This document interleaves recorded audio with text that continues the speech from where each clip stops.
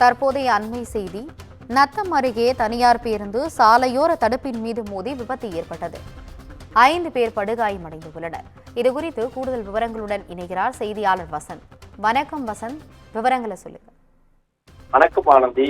ஈரோடு மாவட்டம் கோபிச்செட்டிப்பாளையம் பகுதியைச் சேர்ந்த 50க்கும் மேற்பட்டோர் திருவாரூருக்குள்ள கோயிலுக்கு சாமி தரிசனம் செய்வதற்காக தனியார் பேருந்தில் சுற்றுலா பேருந்தில் சென்று கொண்டிருந்தனர். இந்த பேருந்தை ஈரோடு மாவட்டம் பெருவூரைச் சேர்ந்த அருண் என்பவர் ஓட்டி வந்துள்ளார். அப்போது திண்டுக்கல் மாவட்டம் நத்தம் அருகே மெய்யம்பட்டி பகுதியில் அதிகாலை சென்று கொண்டிருந்த போது கட்டுப்பாட்டை இழந்த பேருந்தானது சென்ட்ரல் மீடியத்தில் அந்த தடுப்பு சுவர் என்பதில் அதிவேகமாக மோதியதில் இதில் பேருந்தில் பயணம் செய்த கோபிச்செட்டிப்பாளையத்தைச் சேர்ந்த பிரபாகரன், மேனகா, காளியன்னை, முத்துவேலன், சுப்பிரமணி உள்ளிட்டோர் பலத்த காயமடைந்தனர்.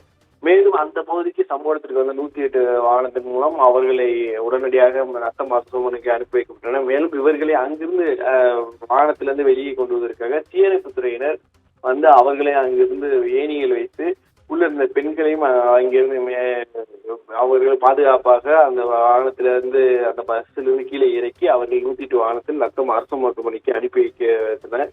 இந்த விபத்தில் யாருக்கும் வாய்ப்பாக உயிர் சேதம் எதுவும் ஏற்படவில்லை. இது குறித்து நத்தம் போலீசார் வழக்கு பதிவு தரப்போது விசாரணையாளர் நடத்தி வருகின்றனர். மேலும் இந்த மெய்யம்பட்டி பகுதியில் இந்த சென்டர் மீடியேட்டு முன்புறம் இந்த பிரிக்கும் வெள்ளை கோடுகள் தவறாக வரையப்பட்டுள்ளதாகவும் இரவு நேரங்களில் வரும் வாகனங்கள் அடிக்கடி இந்த இடத்தில் விபத்து நடப்பதாக இந்த பகுதி மக்கள் கோரிக்கையாக வைத்துள்ளனர். இதை உடனடியாக சரி செய்ய வேண்டும், அந்த வெள்ளை கோடுகளை அப்புறப்படுத்த வேண்டும், உள்ளிட்ட அந்த தடுப்பு சுவரை ஆற்ற வேண்டும் என அடிக்கடி இதே இடத்தில் விபத்தானது தொடர்ச்சியாக நடைபெறுவதால் இங்கு இரவு நேரங்கள் விபத்தை தவிர்ப்பதற்காக முழுமையாக நெடுஞ்சாலைத்துறை நடவடிக்கை எடுக்க வேண்டும் என இந்த பகுதி மக்கள் தொடர்ச்சியாக கோரிக்கை வைத்துள்ளனர். ஆனந்தி, விவரங்களுக்கு நன்றி வசந்த்.